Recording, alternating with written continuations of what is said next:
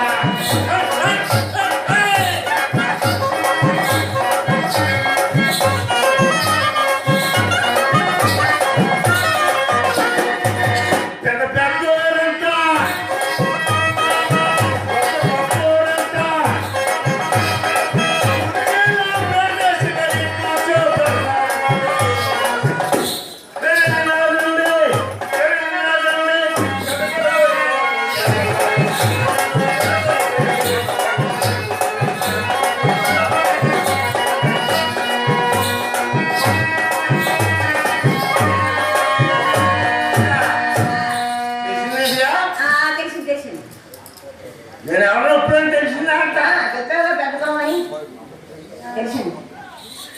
అసలు నా సెలవు కొడుతున్నాను కదా, ఏదో సొక్కేసు మీద సొప్పేసుకున్నాను కానీ అసలు నువ్వు ఎవరో సొప్పయా. మేము ఇప్పుడు ఊహరు బొప్పరోలా బాబు ఇప్పుడు ఉంటే సంక్రాంతిలో అంటే ఒప్పర్లు అంటే నాటొప్పర్లా మెట్టొప్పర్లా మీరా కాదురా బాబు మేము సద్బ్రాహ్మణం. ఏంటి సద్బ్రాహ్మణా? కాదురా బాబు బ్రాహ్మణం సద్బ్రాహ్మణం. బ్రాహ్మణుడా? మరి ఆ మొక్క ఎంత చెప్తే సరిపోయింది కదండి. అడిగా చెప్పింది నేను. మీరు కాదంటే మమ్మల్ని ఎక్కడో గంట పెట్టిందా? బ్రాహ్మణుడికి మాకు బాగా దగ్గర సంబంధం ఉన్నాయా? బాగా కావాల్సిన దగ్గర సంబంధం ఉంటాయి నీకు నాకు. పత్రుడా నాకు తెలపడుతుంది కదా బ్రాహ్మణుడు. మీరు బ్రాహ్మణుడు అంటే పొద్దున్నే ఏటకెళ్ళి 3 మునుగులు మునిగి వంకరగా సంకలో పెట్టుకుని శిల్చం చేతితో పెట్టుకుని నీటికెళ్ళి అడుక్కుంటారు. అలా మీరు ఉంటారండి కదా. దాన్ని అడుక్కోవడం అందరూ ఆయవారం అంటారు. ఆయవారం అంటారు. అలా మీరు ఉంటే కదా ఒకటే. మనిద్దరికి దగ్గర సంబంధం ఉంది అంటే చెప్తాను సరిగ్గా శ్రద్ధ కావాలి.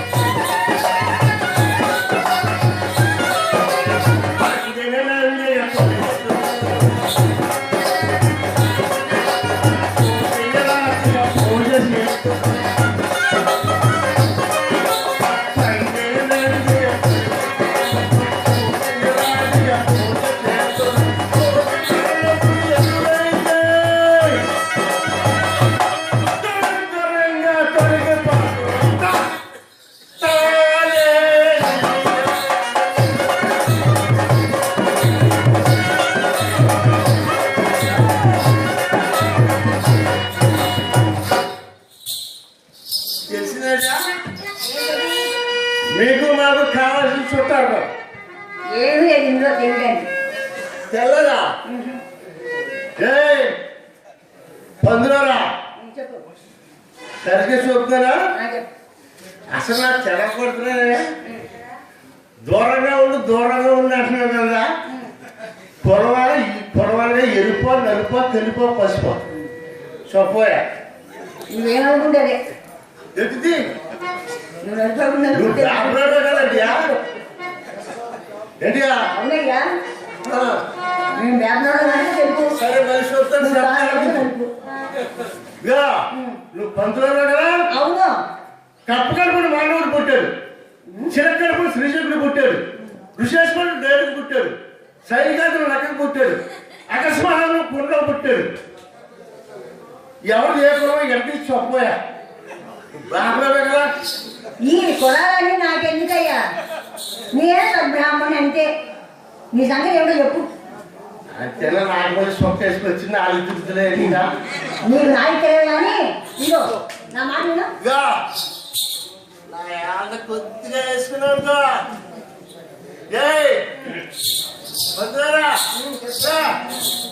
ఒక్క సొక్క వేసుకుంటే ధైర్యం ఎక్కడికి వచ్చేద్దంటే చేసుకో.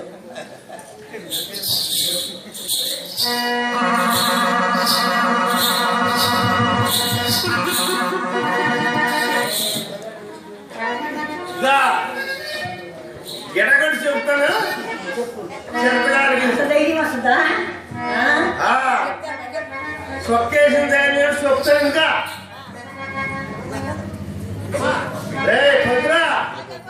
దగ్గరగా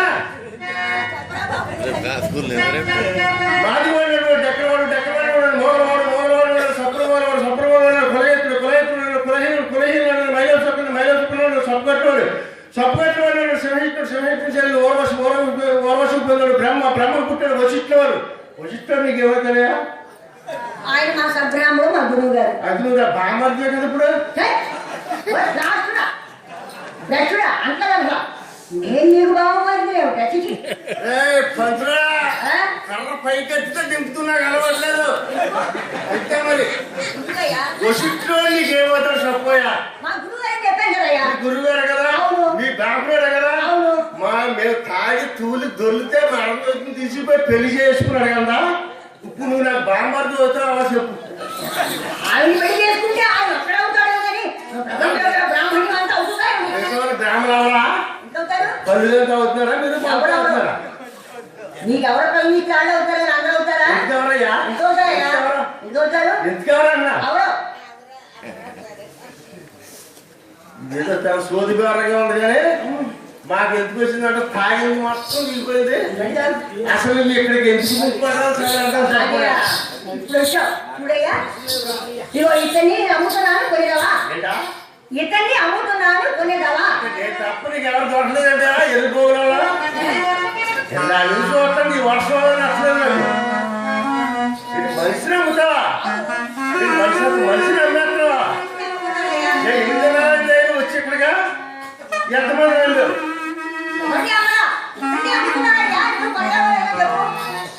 ఏంటట మా గురువు గారు తప్పున్నాడు. సన్నాసం అంటే నీకన్నా పెద్ద సన్నాసం అన్నమాట ఆయన సన్యాసి బాబు విశ్వామిత్ర మహర్షి భూమికి ఆకాశానికి మధ్య విశ్వామిత్రాన్ని నిర్మించిన వాడు విశ్వామిత్ర మహర్షి. ఆయన నక్షత్రం వేస్తున్నాడు.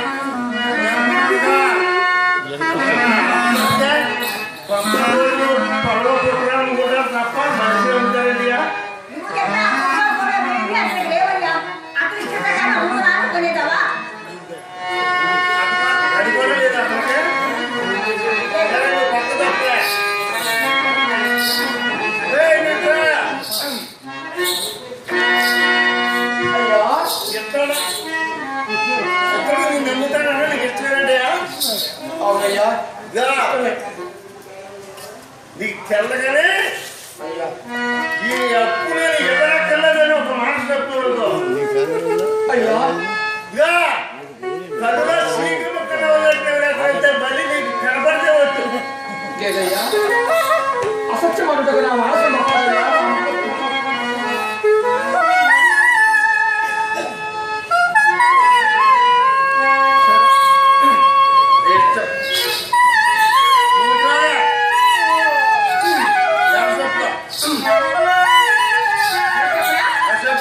జాగ్రత్తగా వీడు మధ్య పడేశాడు.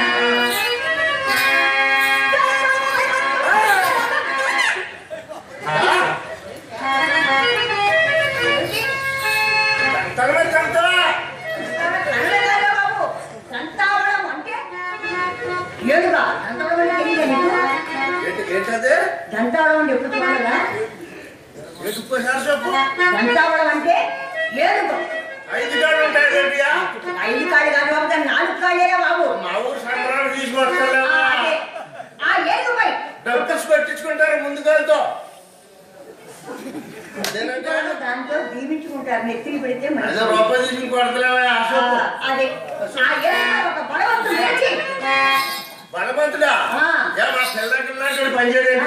నీవే ఇంకా ఉన్నా పర్వాలేదు. ఇంకా మాట్లాడాలన్నమాట.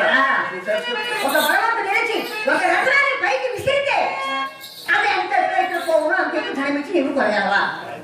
కొప్పుడు అడిగేసాడు ఇప్పుడే.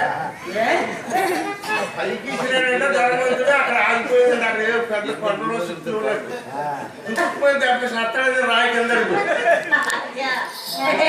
నీలాంటి వెంటనే ఈ ప్రశ్న వేస్తారని నాకు ముందే తెలుసు. అందుకని మా గురువు గారిని ఎవరిని విశ్వాస మహర్షిని నేను ఆనాడే అడిగాను, గురుత్తమా మరి విశ్రాంతం కింద పడుతుంది కదా, మరి మనకు వచ్చినది ఏమని బట్టి అని. మా గురువుగారు మా గురువుగారు ఏమన్నా తెలుసా? నాయన విశ్వామిత్ర నామస్మరణ స్మరించి రథమును పైకి విసిరినంత మాత్రమా అది అక్కడికే ఉండిపోను, తిరిగి కింద పడుతూ అన్నారు. కనుక ఆ రాయి అక్కడే ఉంటుంది, కింద పడదు. అంటే ధనమించి కొనగలవా? ఆయన మాయిసేత అక్కడే ఉండిపోతాయి, కింద పడదు. అంతే కదా? వీటన్నా పెద్ద సన్యాసం కూడా ఉన్నాడనమాట. ఉన్నారయ్యా. ఆ సన్యాసం మాయిసే ఉండిపోతుంది. మాకు ఈ గొడవలు వేస్తే మాకు కళ్ళు తగ్గిపోతే వదిలిపోతుంది. ఏదో చెప్తాడు ఎక్కడ చచ్చాడు ఏదో.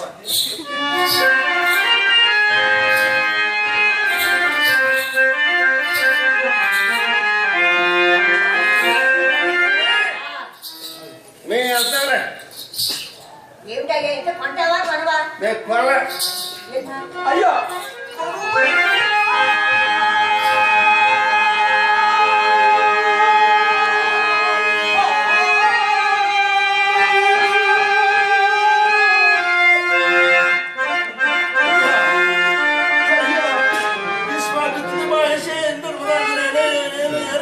వచ్చి నిన్ను నేను అబద్ధపడలేకపోయాను కదా ఆయన. నేను ఆయన కొంటాను.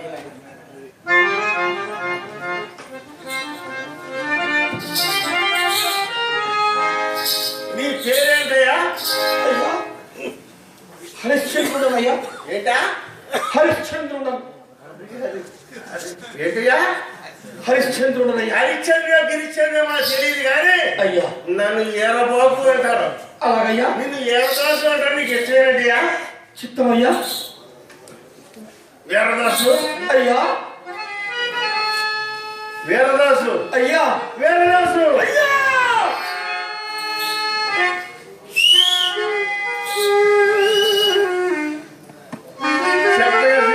నేను చెప్తాను చెప్పలేదు. కాటి సుఖము చెల్లించగలగా శవదానం చేయరాదు. అయ్యా.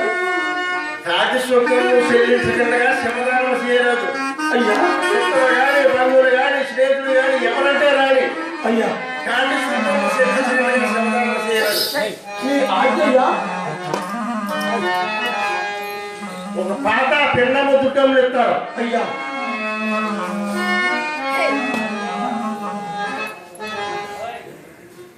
ఆ పిండము నువ్వు తినేసి అయ్యా. అలాగేనయ్యా. ఆ దుడ్డుని తింటే అయ్యా. సరేనయ్యా. ఇదిగో కర్ర.